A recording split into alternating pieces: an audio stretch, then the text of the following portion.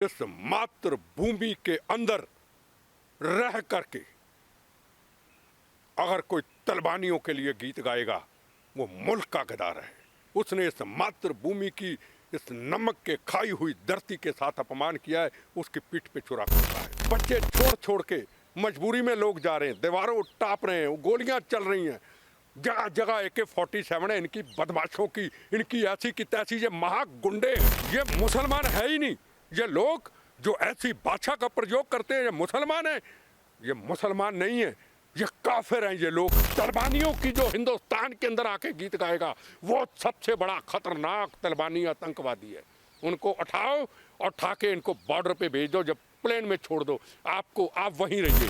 अगर यहाँ तलबानी भाषा का प्रयोग होगा हिंदुस्तान के लोगों को सड़क पे निकलना होगा, पकड़ना होगा ऐसे लोगों को। अफगानिस्तान में तालिबान के कब्जे के बाद अब लगातार तालिबान बर्बरता अफगानिस्तानी नागरिकों, महिलाओं और बच्चों के साथ कर रहा है। साथ ही भारत में भी कुछ ऐसे संगठन हैं, कुछ ऐसे लोग हैं जो अफगानिस्तान में तालिबान को बधाइयाँ दे रहे हैं, तालिबान की वाहवाहियाँ कर रहे हैं और तालिबान को सही ठहराने की कोशिश कर रहे हैं। इस सब पर हमारे साथ वो शख्स मौजूद हैं जिन्होंने आतंकवाद के लिए सालों लड़ाई लड़ी है, जिंदा शहीद हैं, जिनको देश सलाम करता है, जिनके हौसले के आगे दुश्मन पस्त नजर आते हैं। हमारे साथ श्री MS बिट्टा जी हैं। सर, सवाल है कि क्या लगता है कि जो तालिबान ने इतने सालों में नहीं कर पा रहा था वो कुछ चंद दिनों में कैसे तालिबान कर गया और अफगानिस्तान पूरे पे कब्जा कर पाया?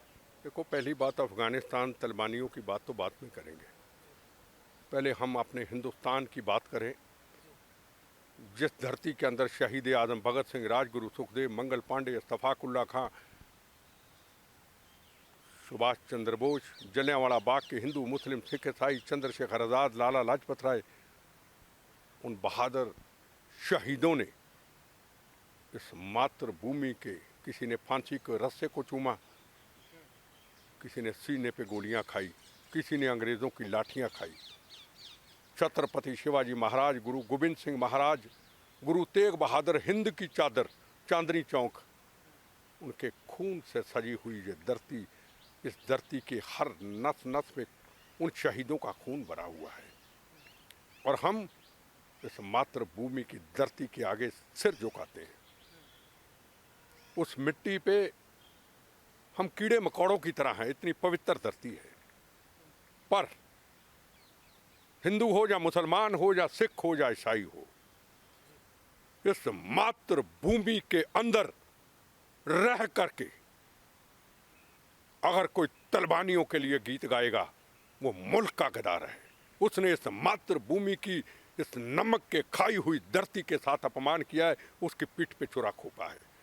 वो तलबानी आतंकवादियों से कम नहीं है जो भारत में ऐसी भाषा का प्रयोग करता है। उनको नजर नहीं आता ये मुस्लिम लॉ बोर्ड और एक मेंबर पार्लियामेंट, बकरी क्या कहते हैं उसको, हाँ, अच्छी दाढ़ी, कम से कम उम्र होगी 85-88 साल। आज नहीं तो कल हर व्यक्ति ने जाना है, पर इस उम्र में अकल ना आए, समझ ना आए और जो औरतों के साथ जबर जनाह करते हैं और तलबानी आकर के लाइन में खड़ा करके बेगुनाहों को गोलियां मार रहे हैं और औरतों के अंदर दहशत फैला दी, मानवता का कत्लेआम कर रहे हैं। बच्चे छोड़ छोड़ के मजबूरी में लोग जा रहे हैं, दीवारों टाप रहे हैं, गोलियां चल रही हैं, जगह जगह AK-47 है इनकी बदमाशों की, इनकी ऐसी की तैसी, ये महागुंडे हैं। मैं कहना नहीं चाहता, मेरे से उम्र से ये बड़े हैं। इस मातृभूमि के अंदर रह करके आप AK-47 मानवता का कत्लेआम करने वाले, गुरुद्वारा साहब और मंदिरों का सबका और मुस्लिम समाज के लोगों का अपमान करने वाले, मुस्लिम समाज भी हमारे भाई बहन हैं, वो हमारी बहनें हैं, हमारी माएँ हैं, वो हमारी बेटियां हैं जो तड़प रही हैं वहाँ पे अफगानिस्तान में तलबानियों के कहर से, जो तड़प रही हैं हिंदुस्तान से, अपनी माँ का, अपने बच्चे को, अपने पिता को, अपने भाई को याद कर रही हैं, टेलीफोन पे कॉन्फ्रेंस करने की कोशिश कर रही, यहाँ बैठी हुई हैं धरने के ऊपर। ये मुसलमान है ही नहीं। ये लोग जो ऐसी भाषा का प्रयोग करते हैं ये मुसलमान है, ये मुसलमान नहीं है, ये काफिर हैं। ये लोग, आपकी किसी पॉलिटिकल पार्टी से लड़ाई हो सकती है, आज़ाद विचारधारा लड़िए, पर तलिबानियों की जो हिंदुस्तान के अंदर आके गीत गाएगा वो सबसे बड़ा खतरनाक तलिबानी आतंकवादी है। उनको उठाओ और उठा के इनको बॉर्डर पे भेज दो, जब प्लेन में छोड़ दो, आप वहीं रहिए, अपने बच्चे, अपनी माता, अपनी बेटियां, अपने रिश्तेदारों को लेके चले जाइए। कोई केस रजिस्टर ना करे सरकार। मैं तो कहूँगा इनके लिए एक प्लेन खड़ा कर दो दिल्ली के अंदर, यूपी के अंदर, जहाँ जहाँ भी ये शोर मच रहा है इनका, चैनलों के अंदर जो तलिबानियों की मदद कर रहे हैं इनको बिठाइए और बिठा करके इनको भेज दीजिए। नया जो तलिबान बना अफगानिस्तान, ये आतंकवादी ओसामा बिन लादेन, सबसे खतरनाक आतंकवादियों का जो ग्रुप है, इनको भेज दीजिए। सीधी चीज़ है। मैं सरकार को कहूँगा केस रजिस्टर करने से कुछ होने वाला नहीं है। तिरंगे झंडे का अपमान हुआ था ना 26 जनवरी को, ये धार्मिक संस्थाओं ने सिख समाज का नाम लेके, सारे सिख खालिस्तानी नहीं थे, छुड़वा दिया ना। तो इनके लिए भी टीवी में रोज डिबेट होगी, मुफ्त की पब्लिसिटी होगी। मैं बार बार आपको कह रहा हूँ और पहली बार कह रहा हूँ, प्लेन लगाइए। जो तलिबानी बादशाह हिंदुस्तान में बोलता है किसी धर्म और मजहब का, उनके सारे परिवार को बिठाइए और उनको पैसा भी दीजिए, 2 महीने का राशन दीजिए। उसके बाद तलिबानी जो नए आतंकवादी आए हैं वही आपको संवारेंगे, इनको भेज दीजिए। और कोई हल नहीं है, और बहस का कोई हल नहीं। मेरे पे बम चलाए आतंकवादियों ने, फांसी की सजा हुई, केजरीवाल ने छोड़ दिया, कांग्रेस ने छोड़ दिया, अकालियों ने छोड़ दिया, सब ने छोड़ दिया। ये तो पॉलिटिक्स है, लाशों पे राजनीति होती है, वोट बैंक की पॉलिटिक्स होती है। जहां वोट है, वोट के लिए भारत माँ को ये लोग भेज देते। ये भारत माँ का नुकसान कर दिया, भारत माँ की पीठ पे छुरा मारा। ये पर्सनल लॉ बोर्ड ने जो बोला है, ये जो मेंबर पार्लियामेंट समाजवादी ने बोला है, को मेरा नुकसान तो किया, मेरे हृदय को तो ठेस पहुंची, पूरी भारत माता को ठेस पहुंची। वो शहीद आजम भगत सिंह, राजगुरु सुखदेव, मंगल पांडे, इत्तफाकुल्ला खां, जलियांवाला बाग की शहीदों की वो रूह ऊपर से देखती होगी। ये पर्सनल लॉ बोर्ड वाला जो बोला है, जहाँ एक MP बोला है, मुझे नाम भी नहीं आता, उनकी रूह रोती होगी। क्या इसलिए भारत को आज़ादी लेके दी थी कि यहाँ तलिबानी बसाएंगे? यहाँ याद रखें ये लोग, हम सेकुलर लोग हैं, हम हमेशा कहते हैं ये तिरंगा झंडा हिंदू मुस्लिम सिख ईसाइयों के बुना हुआ है। देश आज़ाद हुआ, हिंदू मुस्लिम सिख ईसाइयों ने सीने पे गोलियां खा के आज़ाद कराया है। पर पहली बार इनको वार्निंग देता हूं, अगर यहां तलिबानी भाषा का प्रयोग होगा, हिंदुस्तान के लोगों को सड़क पे निकलना होगा, पकड़ना होगा ऐसे लोगों को। और जो सेकुलरिज्म की बात करेगा, जो अफगानिस्तान के वो मजलूम, अफगानिस्तान की वो मेरी माएँ, वो बहनें, जिनको घरों में बंद कर दिया गया और निकाल करके लोगों को विरोध करने वाले को लाइन में खड़ा करके गोलियां मार रहे हैं, मानवता को मार रहे हैं, अगर उनका ये सपोर्ट करते हैं तो इनको मेरा चैलेंज, इनको मेरी वार्निंग है कि लोग सड़कों पे निकलेंगे, आपको पकड़ेंगे। बकवास बंद कीजिए। आप उम्र में बड़े हैं, आपकी इज्जत करते हैं। अगर मातृभूमि का अपमान करोगे, अगर शहीदों का अपमान करोगे, वो जवान जिन्होंने हजारों लाखों जवानों ने सीमाओं की, मातृभूमि की रक्षा के लिए शहादत दी। एक कश्मीर के अंदर 370 धारा हमने हटा दी, तिरंगा तिरंगा करा दिया। अब नया काम आपने तलिबानियों का शुरू कर दिया। आपको लोग तलिबानियों ने अफगानिस्तान पे कब्जा कर दिया, जो हिंदुस्तान में आ जाएंगे, मार मार भगाएंगे। 70,000 हैं। अरे 70,000 तो हमारी NCC है, 4 लाख के ऊपर तो हमारी सिविल डिफेंस है, हमारी और छोटी छोटी फोर्सें हैं, फौज, पुलिस, पैरामिलिट्री तो बाद में है। इनको मार मार भगाएंगे अगर ये हमारी तरफ देखने की कोशिश करेगा, इनको तकलीफ होगी। अब इनके चेहरे नकाब होने शुरू हो गए चैनलों के अंदर। तलिबानियों की मदद आए, रोज चैनल वाले बुलाएं और इनकी लिस्ट बनाएं, ये कौन कौन है तलिबानियों के समर्थक। हमारे लिए तो अच्छा है, बोल रहे हैं, पर इनका इलाज पूरा यही होगा, पूरा बड़ा प्लेन भर के जैसे वहां से आ रहे ऐसे वापस इनको भेज। ये लोग मानवता के दुश्मन है। ये अपने आप को बचाने के लिए लोगों का समर्थन लेने की, कोई दुनिया का देश इनको समर्थक नहीं करेगा। जो देश समर्थन करेगा वो आतंकवाद को बढ़ावा देता है। चाइना ने समर्थन किया, इसका मतलब चाइना तलिबानिया के कंधे पे रख के बंदूक चलाना चाहता है। पाकिस्तान ने समर्थन किया, पाकिस्तान इन आतंकवादियों के आगे, तलिबानियों के आगे बंदूक चला के लड़ना चाहता है। आज क्लियर हो गया, 10,000 से ऊपर आतंकवादी बंदूकों समेत आईएसआई के पाकिस्तान के उन्होंने फौरन वापस भेज दिए।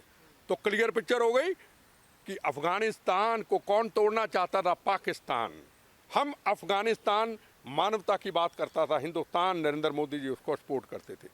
एक तरफ पाकिस्तान हमारा दुश्मन, एक तरफ चाइना दुनिया का मानवता का सबसे बड़ा दुश्मन, जिसने घर घर में कोरोना फैलाया, घर घर में बेचारी माओ बहनों बच्चों का कत्लेआम हो गया।